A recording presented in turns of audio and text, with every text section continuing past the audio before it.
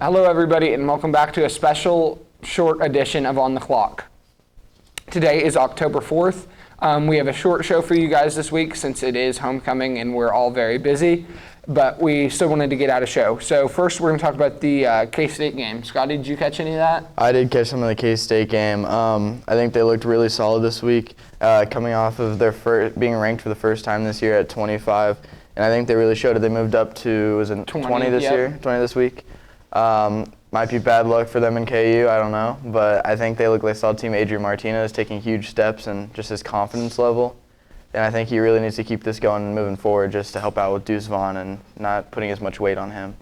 Yeah, both him and Deuce rushed for over 170 yards. You know, I think if we can combine that level of rushing with a little bit of a passing game, I think we're a dangerous team. And, you know, we're very close to getting a bowl already. And I think if we hadn't lost to Tulane, you know, I think there's a good chance we could be in that 11 or 12 spot in the national rankings. So moving on to Jace here with KU, what were your thoughts? KU looked really good this weekend. Playing one of the better defenses in FBS. Did good. We only scored, we didn't score in the second half. It was 14, I think 7 at the end of half. They ended up scoring a field goal or two. Jalen Daniels is doing good. I like the way he's playing. We moved up to 19 in front of K-State. Highshaw, I think, has an injury now, hamstring on a play that he ended up fumbling at the end. But other than that, I like the way KU's playing. Yeah, you know, it's great that both Kansas teams are finally being successful and, you know, we're not carrying the whole state on our back. So congratulations to you guys. Enjoy your success while it lasts. Moving on to the Chiefs-Buccaneers Sunday night game. Yeah, that was the Sunday night game. What were your guys' thoughts on that? I think the Chiefs did what we thought they were going to do. I mean, coming into that game, they were favored. Bucs, solid team, but I think so far this year we've seen Tom Brady just not looking like the old Tom Brady. I mean, it comes with age. He's only thrown, coming into that game, like 3 touchdowns and 1 interception going into that. And through 3 games, it's just not the old Tom Brady. I think his weapons depleting, injuries are really hurting them right now. But I think he's just, you know, starting to go towards the end of his career and looks sad. But I think the Chiefs really looked solid that game, and Mahomes really showed how he's probably the best quarterback in the NFL right now. Yeah, he definitely had one of his magical moments. I think in 20 years looking back on his career, this will be kind of, you know, one of those moments that everybody drools over. It was the probably throw up the clip here, is the spin move into the end zone for the touchdown to, I think it was Clyde Edwards. Yep. Yeah, it was beautiful. You know, Chiefs played a solid game all around. Jason, any thoughts? It was a very high-scoring game. Yeah, I ended up picking the Bucs for our podcast last, I think it was Thursday or Friday, I can't remember. Thought the Bucs defense was going to actually do some, but yeah, it was just a shootout. I feel like Chiefs, their offense, it's scary. I mean, with losing Tyreek Hill, we're still one of the top 3 teams, I'd say, in NFL, if not one of the better teams. So I'd hate for any other team to play the Chiefs right now. They're looking really good. Yeah, and on those top 3 teams in the NFL, the Eagles are the only team that's left undefeated. I think in our first podcast, I had them as my 1 seed, if not my 2 seed. But yeah, I'd say probably those top 3 teams so far, if you take into record and stuff like that, it's got to be the Chiefs, Eagles, and I guess probably the Bills. But yeah, it seems like it's really anybody's race in both conferences. Yeah, for sure. Yeah, so we're going to go to commercial here, and then we will be back with our next draft. No trivia this week, but we will be back after this commercial. Rosehill Family Dentistry is a dentist office located on 106 East Yeager Street. They're open Monday through Friday, typically from 7 a.m. to 5 p.m. Their passion is to make sure their patients are happy, healthy, and able to achieve a confident, amazing smile. They care for all ages, ranging from toddlers to even great-great-grandparents. You can contact them at 316-776-2144.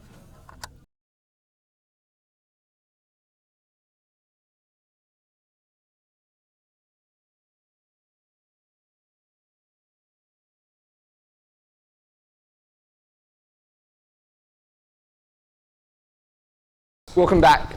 Today we are going to have our second draft.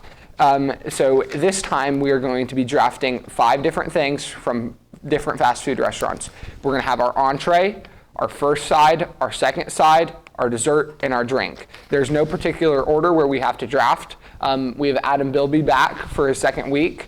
And so it'll be 5 rounds. The order will go Adam, Scotty, myself, and then Jace.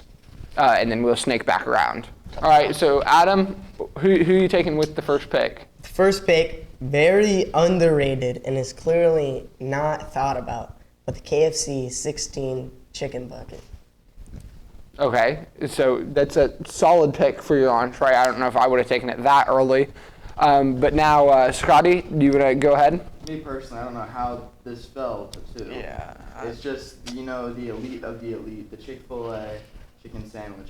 It just doesn't get better than that. I mean, No way, shape, or it form. doesn't Yeah. get better. I mean, I think that would, if you're going to even a high school football game nowadays, they sell those Chick-fil-A chicken sandwiches pretty much most games. Yeah, you see that everywhere. It is the LeBron of the fast food industry. Or the MJ, because Well, I'm saying LeBron because you see him everywhere. Jerseys are everywhere. We were playing Ironman volleyball last night, and we saw a couple LeBron jerseys. He's everywhere, and he deserves that credit, much like the Chick-fil-A chicken sandwich. All right, so I'm not going to be taking my entree in the first round. I'm actually going to go with the classic, the amazing, the golden and crispy McDonald's French fry. So I have the 1.4 and then the 2.1. So Dom's McChicken, best McChicken out there. I feel like it's the MJ. That's LeBron. You feel? Then I'm gonna go Freddy's fries here. Amazing fries, good with their fry sauce, even the seasoning on there, perfect. All right, so at the 2-2, I am going to take my entree, and I think we're all going chicken here. Nobody is taking a burger, but I'm going to stick with that trend. I'm going to go Cane's chicken strips. Very solid pick. I'm thinking I'm gonna lock in my dessert here. I think might be a little early to lock in the dessert, but I feel like this will be gone if I don't lock them in. I'm gonna go with the Frosty. I just feel like the Frosty is just iconic. Even like it comes in multiple flavors, just really hits. Especially right now, still a little warmer out, and it hasn't gotten fully cold yet. But I think it's a good pick. Yeah, no, that is definitely like top 3 desserts, like fast food or not. It's an amazing player, extremely versatile. You need it on its own. You can add fries to it. It is insanely versatile, and it's been a great player in this league for a long time. All right, we're going to go all the way down to the West Coast with like an Andrew Wiggins right here. I'm going to go with animal style In-N-Out fries. They just hit different. They just smack. Best fries I've ever had. And then with my third pick, I'm going to go with a drink. McDonald's Sprite. It's got that pop. It's got that flavor. It's just spicy, you know what I mean? Okay. Worst team in the draft over there, I'm sorry. But, the next 2 picks you could turn it up. But for now, I think I'm going to go here with one of my sides. I really like these little curly fries from Arby's. I think it's a hit or miss. I think some people, it's either they love them or some people they hate them. But I think the curly fries are elite in the game. Yeah, so I'm actually going to take the best drink in the game here. There's no doubt in my mind that this is a top 5 player in the fast food industry, no questions asked. It is the cherry limeade from Sonic. Took that right out from under you. I knew you. Respect. No, I was thinking about that, but if you picked that, I probably thought you were going to pick that. So I had this drink yesterday, the Chick-fil-A lemonade. I don't think I've ever had that before, but that thing smacked. So I liked it, so that's my pick. And then I got, we'll go dessert here. We'll go with Julius. I mean, it's with a lemonade and then orange Julius from Dairy Queen. All right, coming back around to me. Man, I'm looking at this list, and there's so many great players. But the player that's here, nobody competes with it. It's the Chick-fil-A waffle fry. That is my second side. Okay. I got a side and a drink, and I'm going to lock in my side here. Personally, I get these way too much probably. But the Sonic mozzarella sticks, not a big player in the game, But here in our town, Sonic is one of the only It's the lifeblood of the town. life plug. And I really think that the mozzarella sticks from Sonic really hit. You either have a Sonic and then $2 Generals. So Yeah, not a lot out here, but we're making it work. All right, Bilby, is this your last two picks? Last 2 picks. All right, jumping all the way to the East Coast, we're gonna take Shake Shack fries. I don't know if no one really has Shake Shack, but it is prestige. It's expensive, but it's always there and it's always valuable. I think it tops McDonald's fries all the time. And then for dessert, it's never open, it's never working, but when it is, it is the top. It is the number one dessert you can get. We're gonna go with Don's, a McFlurry. All right, coming back, Scotty, this is your final pick. Can we switch the camera one more time, please? Thank you. All right, coming back around to Scotty. Who you got with your 5th round pick? My final pick is my drink. Drink's not even on the list, but I think it might be the greatest drink of all time. It's at one restaurant and one restaurant only. Go to Taco Bell. There's no other drink you're going to get besides the Baja Blast. And I really think this player is probably one of the best drinks of all time. I mean, it's just nothing tops it. Yeah, I completely forgot about the Baja Blast, and to all you Baja Blast fans out there, I apologize. My heart just sunk when he said that, because it's like, you're not going to be able to see this, but I put 3 drinks on our list. They were not one of them. It went down to the second page. So I apologize, but that being said, I still think I've built a great team here. And to cap that off, we are going to go with the Blizzard from Dairy Queen, but not just the regular Blizzards. I don't remember what they're called, but they're the ones that have the filling in the middle. You guys know what the one I'm talking about? I think they're the Royal Blizzards, maybe? Yeah, Royal. Yeah, I'm going with the Royal Blizzards. New York Royal Cheesecake. all right, so I picked one side. A lot of people are picking like double fries or other stuff, but I'm stuck between chips and queso or like Olive Garden bread. Yeah. Ooh, didn't even think of that one. Both those are solid picks. Yeah. So I eat a lot of Mexican food, and I love chips and queso, so I'm gonna go with that with my final pick. All right, that is all we have for this draft. Adam, thank you for coming on. And then we're going to go to a quick commercial, and then we'll have a quick recap of the Rocket Sports. The Rose Hill Public Library is a great community center in Rose Hill. They offer books, movies, and puzzles. They also have story time for children and free internet access, along with printing and faxing available. They are located at 306 North Rose Hill Road, Rose Hill, Kansas. They are open 9 a.m. to 7 p.m. Monday through Thursday, and 9 a.m. to 1 p.m. Saturdays, and they are closed on Fridays and Sundays. All right, welcome back. So here we have actually episode 2 of Come On Man. I promise it'll be here this time, thanks to Adam and Thomas working real hard on this show. So here's episode 2 of Come On Man. All right, guys, welcome back to week 2 of Come On Man. This week we take a trip to Miami where the Bills faced off the Dolphins. For this week, their punter kicked the ball up his own player's butt. Come on, man. What are we doing?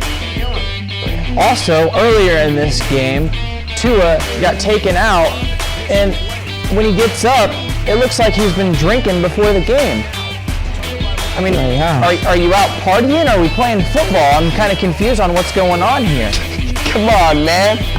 All right, and then this week, our JV took on Mulvane at home, and Mulvane had the ball, and they scored a last-second touchdown with 5 seconds to go in the game to win the game. Come on, man. What are you doing? All right, guys, and then we would have some varsity clips for you guys this week, but unfortunately, They didn't bring their equipment. come on, man. Well, that's it for our show, guys. Nice having you out here and watching this.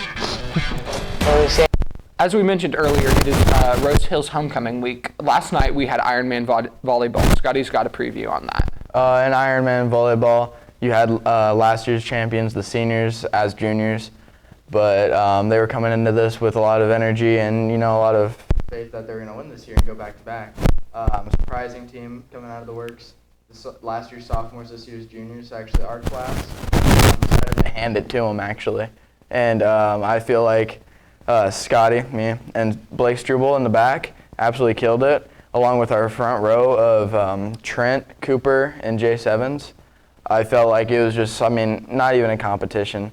I felt like the sophomores really handed it to him this year, and looking forward, juniors handed it to him this year, and really looking forward to next year. Yeah, I heard you guys handed it to them, so. Yeah, and not like saying this would have mattered much, but you have me. I'm a solid front row player. I have a little thing going on with my leg or something. No big deal. I'm fine. But thank you for your concerns. I decided to stay out, and I coached to the best of my abilities. That being said, as the head coach of the junior powder puff team, Thursday we have powder puff. No. Yeah, tomorrow, Wednesday, we have Rose Hill Powder Puff, where the junior class is looking for the three-peat. We had the co-champions our freshman year due to COVID, and the program is looking solid. Dakota is really stepping up. But on the Rocket football team, they are now 2-3 on a 2-game win streak. They traveled to Abilene on Friday and won 16-12. Jace, you got any thoughts on the soccer team against McPherson? Yeah, soccer team's actually doing really good. We didn't have a player, I'm not going to say any names. We didn't have him, and we did pretty good without him. I feel like we won 2-0 against McPherson, and now we're looking to keep that moving on against Bueller today. Yeah, and so that's going to play a pretty big role in the league title. Am I right, guys? If we win, I think we might share it a little bit. So. If Rosehill wins tonight, it puts them in a good situation to either share the title or even win it outright, depending on the McPherson versus Bueller game or McPherson versus Augusta. Yeah, so thank you for watching this abbreviated episode of On the Clock, and we will see you on Friday on the podcast.